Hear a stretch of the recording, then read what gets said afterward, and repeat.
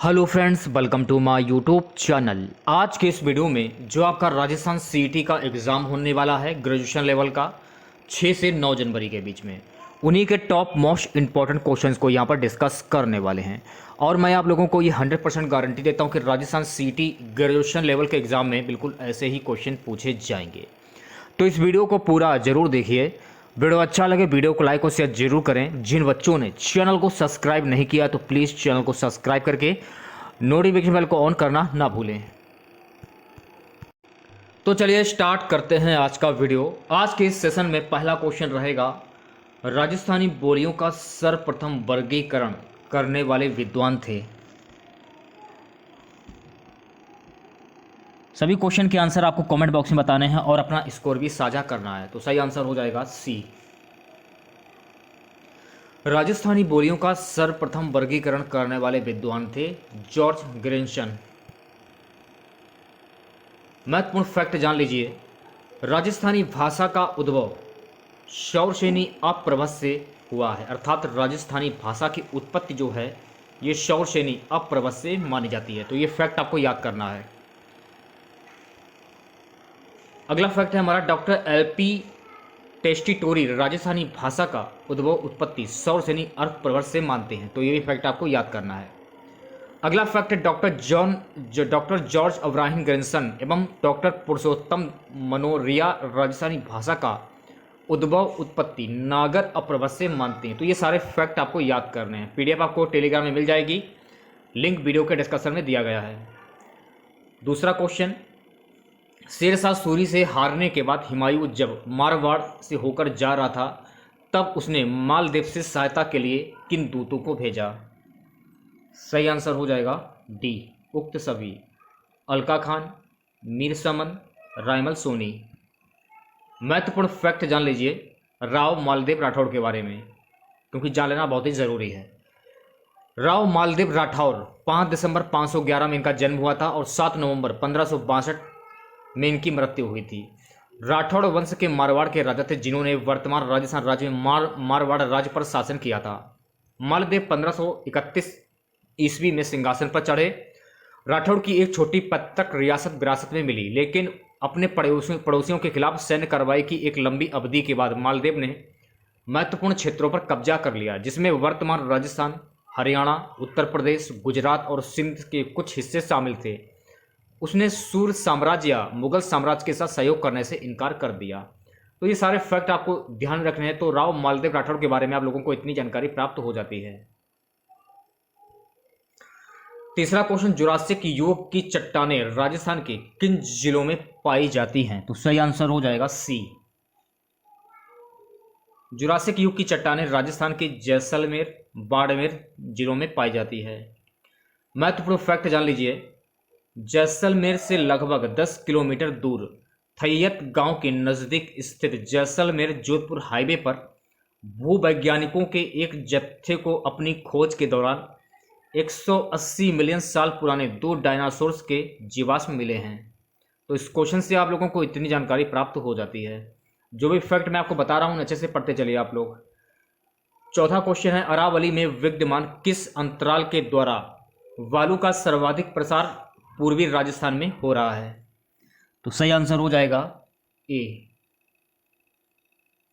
अरावली में विद्यमान मिठड़ी सावर के द्वारा बालू का सर्वाधिक प्रसार पूर्वी राजस्थान में हो रहा है।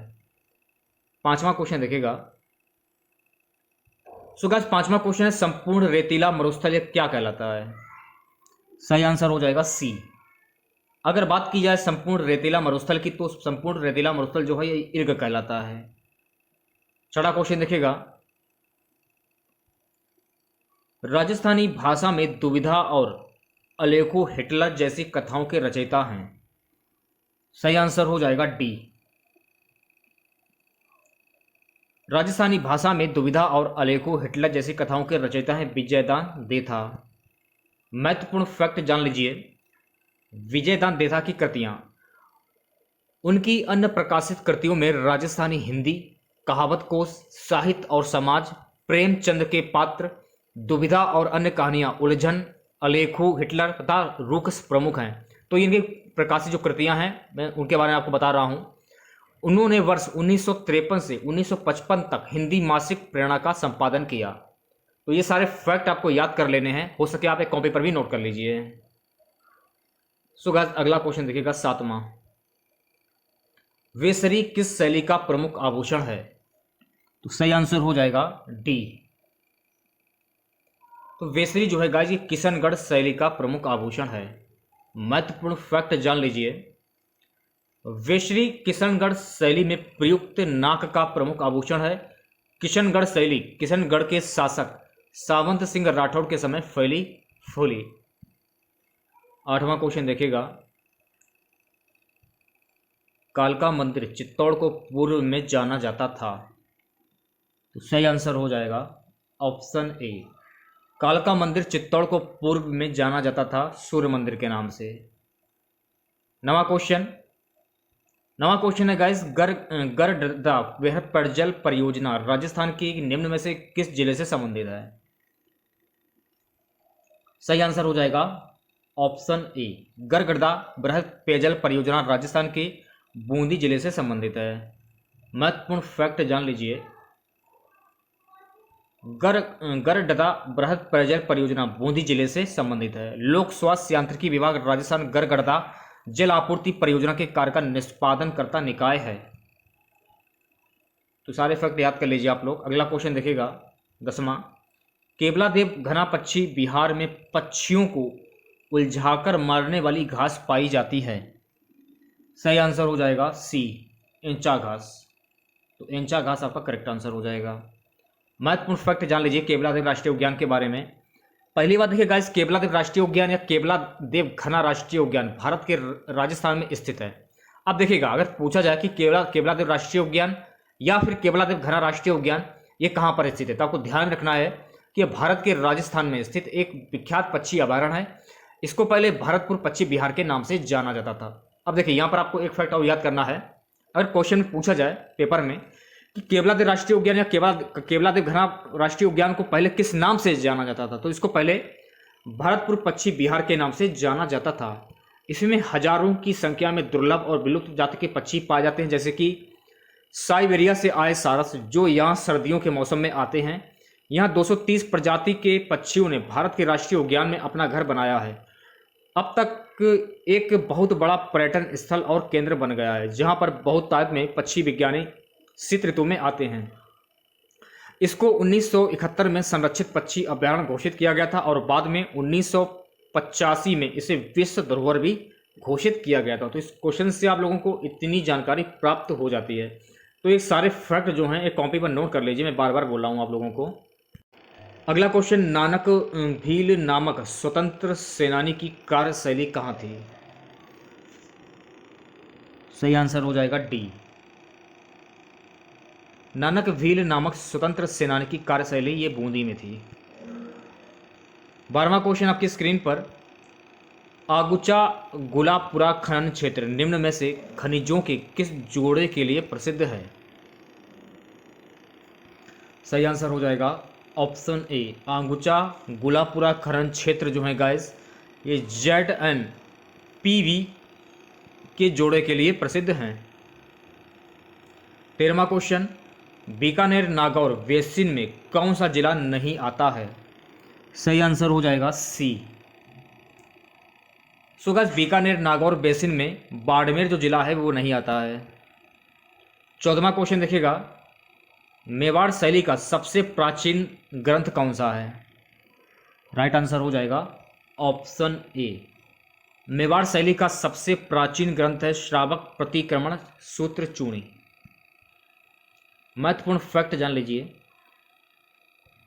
मेवाड़ में आरंभिक चित्र श्रावक प्रतिक्रमण सूत्र चूणी श्रावक पड़ी कमर सूत्र चूणी ग्रंथ से 1260 ईस्वी के प्राप्त हुए हैं। इस ग्रंथ का चित्रांकन राजा तेज सिंह के समय में हुआ। यह मेवाड़ शैली का सबसे प्राचीन चित्रित ग्रंथ है।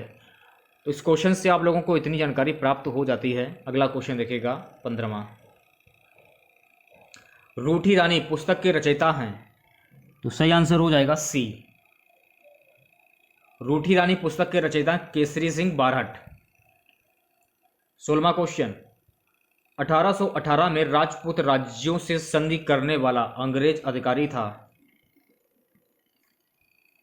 ऑप्शन सी, 1818 में राजपूत राज्यों से संधि करने वाला अंग्रेज अधिकारी था चार्ल्स मेटाकॉफ।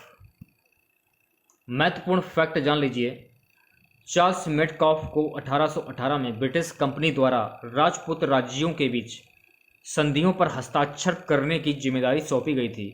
सर चार्ल्स मेटकॉफ को 1835-36 तक भारत का गवर्नर जनरल नियुक्त किया गया था। तो ये सारे फैक्ट आप याद कर लीजिए, हो सके कॉपी पर भी नोट कर लीजिए। 17वां क्वेश्चन, भीलवाड़ा के किस नाटककार ने मेघराज मुकुल की कविता सेनानी पर फड़ बनाई है? परीक्षा की दृष्टि से काफ़ी इंपॉर्टेंट क्वेश्चन भी है ये, तो सही आंसर हो जाएगा बी। भीलवाड़ा के प्रभातलाल जोशी एक नाटककार ने मेघराज मुकुल की कविता सेनानी पर फड़ बनाई है। 18वां क्वेश्चन देखिएगा, गाठ चौपाल अर्दिबा झुमटा हैं? सही आंसर हो जाएगा option A. Gath Chaupal earthy और झुमटा है लोक गायन के ताले। ना 19वां क्वेश्चन देखेगा, 19वां क्वेश्चन है गाइस कि विवाह के अवसर पर गरासिया पुरुषों द्वारा किया जाने वाला लोक नृत्य कौन सा है? सही आंसर हो जाएगा बी। विवाह के अवसर पर गरासिया पुरुषों द्वारा किया जाने वाला लोक नृत्य है मोरिया। महत्वपूर्ण फैक्ट जान लीजिए, मोरिया विवाह पर पुरुषों द्वारा किया जाता है और नृत्य गणगौर के अवसर पर स्त्री पुरुषों द्वारा किया जाता है। तो ये सारे फैक्ट आपको याद कर लेने हैं। अगला क्वेश्चन देखिएगा, मोहम्मद गजनवी ने 1023 ईस्वी में सोमनाथ से जाते हुए किस राज्य को लूटा? ऑप्शन वी, मोहम्मद गजनवी ने 1023 ईस्वी में सोमनाथ से जाते हुए जालौर राज्य को लूटा। क्वेश्चन देखिएगा, 21वां राजस्थान में वैष्णव धर्म का सर्वप्रथम उल्लेख कहाँ मिलता है? सही आंसर हो जाएगा ए, ऑप्शन ए। राजस्थान में वैष्णव धर्म का सर्वप्रथम उल्लेख घोशुंडी लेख से मिलता है। महत्वपूर्ण फैक्ट जान लीजिए, राजस्थान में वैष्णव धर्म का सर्वप्रथम उल्लेख 2वीं शताब्दी ईसा पूर्व के घोशुंडी अभिलेख में मिलता है, जिसमें अश्वमेध यज्ञ का वर्णन मिलता है। अब देखिए यहाँ पे एक क्वेश्चन ये बन जाता है कि घोशुंडी अभिलेख में किस यज्ञ का वर्णन मिलता है? तो आपको ध्यान रखना है कि अश्वमेध यज्ञ का वर्णन मिलता है। 22वां क्वेश्चन देखिएगा क्या है, भीकाभाई सागवाड़ा नहर से राजस्थान का सर्वाधिक लाभान्वित जिला है? सही आंसर हो जाएगा बी। भीकाभाई सागवाड़ा नहर से राजस्थान का सर्वाधिक लाभान्वित जिला है डूंगरपुर। महत्वपूर्ण फैक्ट जान लीजिए, भीकाभाई सागवाड़ा नहर राजस्थान के डूंगरपुर जिले में है। इस नहर परियोजना को 2002 में केंद्रीय जल आयोग ने स्वीकृति प्रदान की थी। माही नदी पर साइफन का निर्माण कर यह नहर निकाली गई है। इसमें डूंगरपुर जिले में लगभग 21,000 हेक्टेयर से सिंचाई सुविधा जो है वो उपलब्ध होती है। तो ये सारे फैक्ट आपको याद कर लेने हैं। 23वां क्वेश्चन देखेगा क्या है। सो गाइस 23वां क्वेश्चन है, कौन सी तरंगे शून्य में संचरण नहीं कर सकती? तो सही आंसर हो जाएगा बी। ध्वनि तरंगे शून्य में संचरण नहीं कर सकती। महत्वपूर्ण फैक्ट जान लीजिए अनुदैर्घ्य तरंग के बारे में। देखिए अनुदैर्घ्य तरंग के विस्थापन सदिश की दिशा के लंबवत घटक शून्य होगा, अतः अनुदैर्घ्य तरंग किसी भी प्रकार से ब्लॉक नहीं की जा सकती हैं। ये आपको फैक्ट याद करना है। अगला क्वेश्चन देखिएगा 24वां, निम्नलिखित में से किस प्रकार की तरंगों का प्रयोग राष्ट्रीय दृष्टि उपकरण में किया जाता है? परीक्षा की दृष्टि अगर आप लोग देखें तो परीक्षा की दृष्टि से काफ़ी इंपॉर्टेंट क्वेश्चन भी है ये। तो सही आंसर हो जाएगा सी। अवरक्त तरंगों का प्रयोग राष्ट्रीय दृष्टि उपकरण में जो है वो किया जाता है। महत्वपूर्ण फैक्ट जान लीजिए, यह EM स्पेक्ट्रम का एक हिस्सा है और इसकी तरंग दर लगभग 700 नैनोमीटर nm से 1 मिलीलीटर तक होती है। तो ये फैक्ट आपको ध्यान में रखना है। अगला फैक्ट, इसमें दृश्य प्रकाश की तुलना में लंबी तरंगदैर्घ्य होती है। यह भी फैक्ट आपको याद करना है। अगला फैक्ट क्या देखिएगा, अवरक्त कैमरे और टेलीस्कोप या नाइट विजन गॉगल्स आदि वस्तु द्वारा विकिरणित ऊष्मा को समझने या मापने के लिए अवरक्त तरंगों का उपयोग करते हैं। तो अभी ये भी फैक्ट आपको याद करना है। अगला फैक्ट क्या है, गर्म वस्तुओं से निकलने वाली अवरक्त ऊर्जा का पता लगाया जा सकता है और फिर कैमरा टेलीस्कोप द्वारा एक दृश्य छवि बनाने के लिए इसे इलेक्ट्रॉनिक सिग्नल में परिवर्तित किया जा सकता है। तो ये सारे फैक्ट आपको याद करने हैं, हो सके कॉपी पर भी नोट कर लीजिए, क्योंकि जो मैं आपको फैक्ट बता रहा हूँ ये आपको बुक में नहीं मिलेंगे। अगला क्वेश्चन देखेगा, दीर्घ रेडियो तरंगे पृथ्वी की किस सतह से परावर्तित होती है? तो सही आंसर हो जाएगा बी। दीर्घ रेडियो तरंगे पृथ्वी की आयन मंडल से सतह से परावर्तित होती हैं। महत्वपूर्ण फैक्ट जान लीजिए, दीर्घ रेडियो तरंगे पृथ्वी के आयन मंडल से परावर्तित होती हैं। 26वां क्वेश्चन, पराबैंगनी किरणों में ऊर्जा किसकी अपेक्षा अधिक होती है? सही आंसर हो जाएगा ए। पराबैंगनी किरणों में ऊर्जा जो है अवरक्त किरणों की अपेक्षा अधिक होती है। महत्वपूर्ण फैक्ट जान लीजिए, दृश्य किरणों की अपेक्षा पराबैंगनी किरणों की ऊर्जा अधिक होती है। तो यह फैक्ट आपको ध्यान में रखना है। अगला क्वेश्चन देखिएगा 27वां, जल उपचार में पराबैंगनी किरणों का प्रयोग किस रूप में किया जा सकता है? तो सही आंसर हो जाएगा बी। जल उपचार में पराबैंगनी किरणों का प्रयोग रोगाणुनाशक में किया जा सकता है। महत्वपूर्ण फैक्ट जान लीजिए, जल उपचार में पराबैंगनी किरणों का प्रयोग रोगाणुनाशक के रूप में किया जाता है। पानी को अल्ट्रावायलेट किरणों के सामने रखा जाता है ताकि जल में मौजूद अवशिष्ट जीवाणु को समाप्त किया जा सके। पराबैंगनी अल्ट्रावायलेट शक्ति से माइक्रोन ऑर्गेनिज्म निष्क्रिय हो जाते हैं और जो डीएनए प्रजननकारी तत्व का नाश होने से होता है। तो इस क्वेश्चन से आप लोगों को इतनी जानकारी प्राप्त हो जाती है। ठीक है, अगला क्वेश्चन देखिएगा। सो गाइस 28वां क्वेश्चन है, एक्स किरणें किस प्रकार की तरंगे हैं? तो राइट आंसर हो जाएगा बी। एक्स किरणें जो है गाइस ये विद्युत चुंबकीय तरंगे हैं। महत्वपूर्ण फैक्ट जान लीजिए, एक्स किरणें विद्युत चुंबकीय तरंगे होती हैं। 29वां क्वेश्चन, कौश्मिक किरणें। देखिए इसमें क्वेश्चन में कौश्मिक किरणों के बारे में पूछा जा रहा है, तो सही आंसर हो जाएगा ऑप्शन ए। कौश्मिक किरणें आवेशित कण हैं।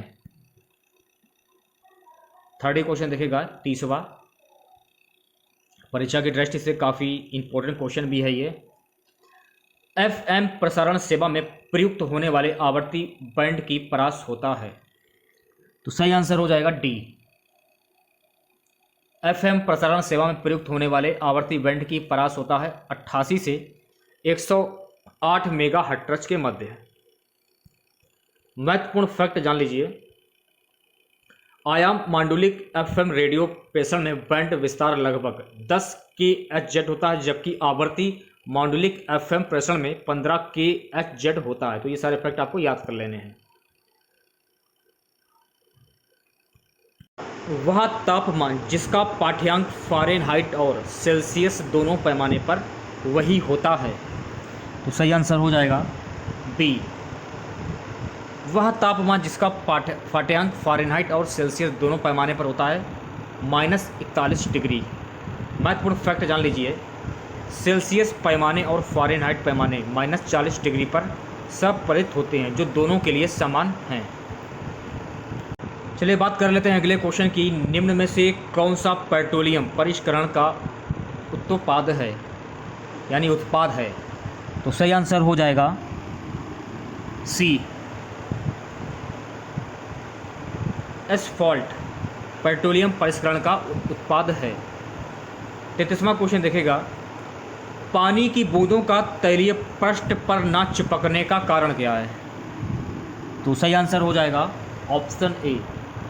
पानी की बूंदों का तैलीय पृष्ठ पर न चिपकने का कारण है आसंजक बल का अभाव।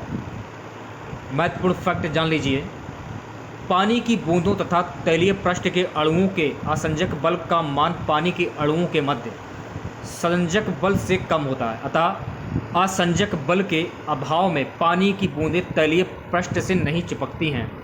तो इस क्वेश्चन से आप लोगों को इतनी जानकारी प्राप्त हो जाती है, और जो भी मैं आपको फैक्ट बता रहा हूँ उन सभी फैक्ट को एक कॉपी पर भी नोट करके चलिए आप लोग, ठीक है। अगला क्वेश्चन देखिएगा, पानी से निकालने पर शेविंग ब्रश के बाल आपस में चिपक जाते हैं, इसका कारण क्या है? तो सही आंसर हो जाएगा ऑप्शन ए। पानी से निकालने पर शेविंग ब्रश के बाल आपस में पृष्ठ तनाव के कारण चिपक जाते हैं, इसका कारण यही है। महत्वपूर्ण फैक्ट जान लीजिए। देखिएगा, जब ब्रश पानी में होता है तो पानी उसके सभी बालों के आसपास होता है, इसके फलस्वरूप वहाँ कोई खाली सतह नहीं होती और पृष्ठ तनाव का प्रभाव बिल्कुल खत्म हो जाता है। तथापि जब ब्रश को पानी से बाहर निकाला जाता है तो पृष्ठ का बल बालों को संकुचित कर देता है, तो इसी कारण से जो ब्रश के जो बाल होते हैं वो आपस में चिपक जाते हैं, ठीक है। तो ये फैक्ट आप याद कर लीजिए। 35वां क्वेश्चन देखिएगा क्या है, फाउंटेन पेन किस सिद्धांत पर काम करता है? तो सही आंसर हो जाएगा बी। फाउंटेन पेन जो है गाइस कोशिका क्रिया के सिद्धांत पर कार्य करता है। महत्वपूर्ण फैक्ट जान लीजिए। कोशिकता पृष्ठीय तनाव के परिणाम स्वरूप बढ़ने या गिरने के लिए एक केशिका ट्यूब में एक तरल की प्रवृत्ति है। यह तब होता है जब आसंजन का बल संजन से अधिक मजबूत होता है, इसलिए फाउंटेन पेन कोशिकता के सिद्धांत पर काम करता है। तो इस क्वेश्चन से आप लोगों को इतनी जानकारी प्राप्त हो जाती है। अगला क्वेश्चन देखिएगा 36वां क्वेश्चन है, बल गुणनफल है। सो गाइस बल गुणनफल है ऑप्शन बी, द्रव्यमान और त्वरण का। महत्वपूर्ण फैक्ट जान लीजिए। देखिए, बल एक सदिश राशि है जिसका अर्थ है इसमें परिमाण के साथ साथ दिशा भी होती है। न्यूटन के दूसरे नियम के अनुसार बल को किसी पिंड के द्रव्यमान और उसके त्वरण के गुणनफल के रूप में वर्णित किया गया है। तो इस क्वेश्चन से आप लोगों को इतनी जानकारी प्राप्त हो जाती है। कॉपी पर नोट कर लीजिए आप लोग। 37वां क्वेश्चन देखिएगा क्या है, ऊर्जा संरक्षण का आशय है कि? सही आंसर हो जाएगा डी। ऊर्जा संरक्षण का आशय है ऊर्जा का ना तो सृजन हो सकता है और ना ही विनाश। ओके, महत्वपूर्ण फैक्ट जान लीजिए। ऊर्जा संरक्षण का नियम भौतिकी का एक प्रयोगधारित नियम है। किसी अयुक्त निकाय की कुल ऊर्जा समय के साथ नियत रहती है, अर्थात ऊर्जा का ना तो निर्माण संभव है और ना ही विनाश, केवल इसका रूप बदला जा सकता है। तो इस क्वेश्चन से आप लोगों को इतनी जानकारी प्राप्त हो जाती है। 38वां क्वेश्चन देखिएगा। 38वां क्वेश्चन है, वायु शक्ति में ऊर्जा का कौन सा रूप विद्युत ऊर्जा में परिवर्तित होता है? सही आंसर हो जाएगा ऑप्शन ए। वायु शक्ति में ऊर्जा का गतिज ऊर्जा विद्युत ऊर्जा में परिवर्तित होता है। अगले क्वेश्चन की ओर बढ़ते हैं। अगला क्वेश्चन, इलेक्ट्रिक बल्ब की खोज किसने की? परीक्षा की दृष्टि से काफ़ी इंपॉर्टेंट क्वेश्चन भी है ये। तो इलेक्ट्रिक बल्ब की खोज जो है गाइस ये की थी ऑप्शन ए, थॉमस एडिसन। महत्वपूर्ण फैक्ट जान लीजिए। एडिसन ने ना सिर्फ बल्ब का ही आविष्कार किया बल्कि उन्होंने 1000 से भी ज़्यादा छोटे बड़े उपकरणों की खोज की है, जिसमें gramophone, motion picture camera, carbon telephone transmitter, alkaline storage battery आदि शामिल हैं। दुनिया में बृहद उत्पादन की शुरुआत करने वाले वे पहले व्यक्ति थे। अमेरिका में उनके नाम पर 1093 यंत्रों के आविष्कार के पेटेंट हैं। तो इस क्वेश्चन से आप लोगों को इतनी जानकारी प्राप्त हो जाती है। जो भी फैक्ट मैं आपको बता रहा हूँ कॉपी पर भी नोट कर लीजिए। सुगा 40वां क्वेश्चन देखेगा, घड़ी के स्प्रिंग में भंडारित ऊर्जा है। तो राइट आंसर हो जाएगा बी। घड़ी के स्प्रिंग में भंडारित ऊर्जा है स्थितिज ऊर्जा। महत्वपूर्ण फैक्ट जान लीजिए। पहला फैक्ट है, ऊर्जा को कार्य करने के लिए एक भौतिक प्रणाली की क्षमता के रूप में परिभाषित किया गया है। यह स्थितिज, गतिज, तापीय, विद्युत, यांत्रिक, रासायनिक, परमाणु या अन्य विभिन्न रूपों में मौजूद हो सकती हैं। तो ये भी फैक्ट आपको ध्यान में रखना है, ठीक है। नेक्स्ट क्वेश्चन देखिएगा, निम्नलिखित में से किससे एक स्नेहक लुब्रिकेट के रूप में भी प्रयोग किया जाता है? तो सही आंसर हो जाएगा बी। ग्रेफाइट को स्नेहक लुब्रिकेट के रूप में भी प्रयोग किया जाता है। महत्वपूर्ण फैक्ट जान लीजिए। ग्रेफाइट का उपयोग स्नेहक के रूप में इसकी फिसलन प्रकृति के कारण किया जाता है। तो ये फैक्ट आपको ध्यान में रखना है, ठीक है। अगला क्वेश्चन देखिएगा, निम्न में से कौन सा बल क्षयकारी बल है? परीक्षा की दृष्टि से काफ़ी इंपॉर्टेंट क्वेश्चन है ये। इस क्वेश्चन में पूछा जा रहा है कि कौन सा बल क्षयकारी बल है, तो सही आंसर हो जाएगा ऑप्शन बी, घर्षण बल जो है गाइस ये क्षयकारी बल है। अगला क्वेश्चन, सड़क पर चलते समय किसी बैलगाड़ी के पहियों की गति किसका उदाहरण है? तो राइट आंसर हो जाएगा सी, सड़क पर चलते समय किसी बैलगाड़ी के पहियों की गति स्थानांतरित और घूर्णीय गति है। महत्वपूर्ण फैक्ट जान लीजिए, स्थानांतरित गति के अंतर्गत कोई वस्तु एक सीधी रेखा में गति करती है व घूर्णन गति में कोई पिंड किसी अक्ष के पारित घूमता है। इस प्रकार सड़क पर चलते समय किसी बैलगाड़ी के पहियों की गति स्थानांतरित एवं घूर्णनीय गति दोनों है। तो इस क्वेश्चन से आप लोगों को इतनी जानकारी प्राप्त हो जाती है। अगला क्वेश्चन, पृथ्वी का पलायन वेग है, परीक्षा की दृष्टि से काफ़ी इंपॉर्टेंट क्वेश्चन है ये। पृथ्वी का पलायन वेग है, सही आंसर हो जाएगा डी। पृथ्वी का पलायन वेग है 11.2 किलोमीटर प्रति सेकंड। महत्वपूर्ण फैक्ट जान लीजिए, पृथ्वी का पलायन वेग 11.2 किलोमीटर प्रति सेकंड है। इससे अधिक वेग रखने से कोई भी यान हमारा ग्रह छोड़कर और सौरमंडल के दूसरे ग्रह की ओर जा सकता है। तो ये फैक्ट आपको ध्यान में रखना है। अगला क्वेश्चन देखिएगा, 45वां क्वेश्चन, गुरुत्वाकर्षण का सिद्धांत किसने दिया?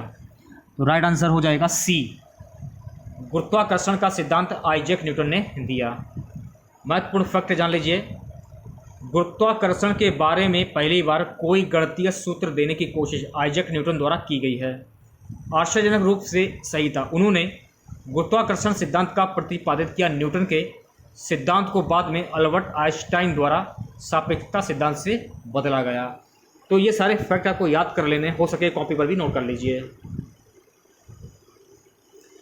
अगला क्वेश्चन, न्यूटन का पहला गति नियम संकल्पना देता है। तो राइट आंसर हो जाएगा डी, न्यूटन का पहला गति नियम जड़त्व की संकल्पना देता है। महत्वपूर्ण फैक्ट जान लीजिए, प्रत्येक पिंड तब तक अपनी विरामावस्था में अथवा सरल रेखा में एक समान गति की अवस्था में रहता है जब तक कोई बड़ा बल उसे करने के लिए लिजरत नहीं करता। इसे नियम भी कहा जाता है। तो ये फैक्ट आपको ध्यान में रखना। अगला क्वेश्चन देखिएगा, निम्नलिखित में से कौन सी सदिश राशि नहीं है? सदिश राशि नहीं है, सही आंसर हो जाएगा डी, गैस आयतन जो है ये सदिश राशि नहीं है। महत्वपूर्ण फैक्ट जान लीजिए सदिश राशि के बारे में, जिस भौतिक राशि में मात्रा परिमाण तथा दिशा दोनों निहित होते हैं उन्हें सदिश राशि कहते हैं।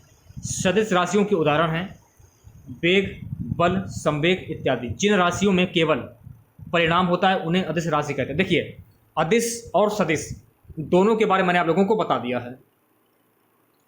सदिश राशि किसे कहते हैं? जिस भौतिक राशि में मात्रा परिणाम तथा दिशा दोनों निहित होते हैं उन्हें हम सदिश राशि कहते हैं।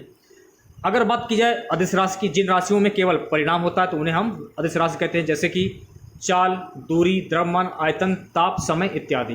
ठीक है। अगला क्वेश्चन, निम्नलिखित में से कौन सी एक सदिश राशि है? अब देखिए क्वेश्चन में पूछा जा रहा है कि इनमें से कौन सी सदिश राशि है। तो देखिए गाइस, संवेग जो है ये सदिश राशि है। अगला क्वेश्चन आपके स्क्रीन पर, निम्नलिखित में से कौन सी सदिश राशि है? देखिए विस्थापन जो है गाइस ये सदिश राशि हो जाएगी आपकी।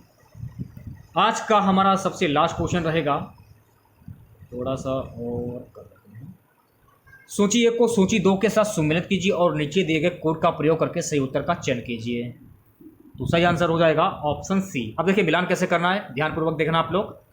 शक्ति का वाट से हो जाएगा, ठीक है। समुद्री जहाज की गति नॉट से हो जाएगा। नौ संचालन नॉटिकल मील से हो जाएगा। उष्मा का मिलान कैलोरी से हो जाएगा। तो इस प्रकार से आप लोग मिलान जो है वो कर सकते हैं। तो आज के इस वीडियो में बस इतना ही। आशा करते हैं आज का वीडियो आप लोगों को पसंद आया होगा। वीडियो अच्छा लगे तो प्लीज़ वीडियो को लाइक और शेयर जरूर करें। अगर आप लोगों ने चैनल को सब्सक्राइब नहीं किया तो प्लीज़ चैनल को सब्सक्राइब करके नोटिफिकेशन बेल को ऑन करना ना भूलें। अगर आप PDF चाहिए आप लोगों को इसकी, तो आप हमारा टेलीग्राम ग्रुप ज्वाइन कर लीजिए। टेलीग्राम ग्रुप का लिंक जो है इस वीडियो के डिस्क्रिप्शन में दिया गया। तो मिलता है नेक्स्ट वीडियो के साथ। जय हिंद, जय भारत।